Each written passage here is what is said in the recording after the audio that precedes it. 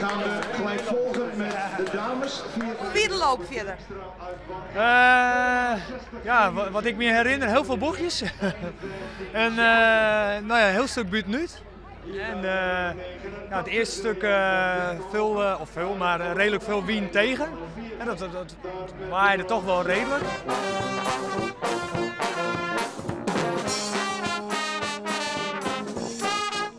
Goed jonge dame, hier met nummer 733. Karin Andersson uit Leeuwarden. 2 uur 16 minuten achter. Zwaar! Ja? Ja, heel zwaar. Het zag net heel soepeltjes meer uit. Dat Het was niet helemaal soepel meer, hè? Nee, dat ging niet super meer. Tijdens de halve marathon 35-31. Hartgeren Sylvana Preuß. Oh, stikken. Heel veel stikken? Ja, mooi. Hartstikke mooi. Altijd zo'n één keer in mijn leven wat ik het doe. En nou is het klaar. Dat was een fantastisch gevoel.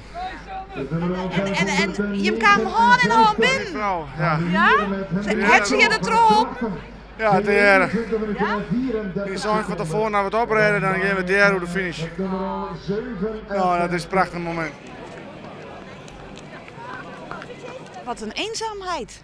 Wij lopen met z'n tweeën. Heel veel mensen lopen nog achter ons. Ja? Oh, er Dus komt nog heel wat de binnen. meesten moeten nog binnenkomen van 25 kilometer. Ja, Niet het mooi toch?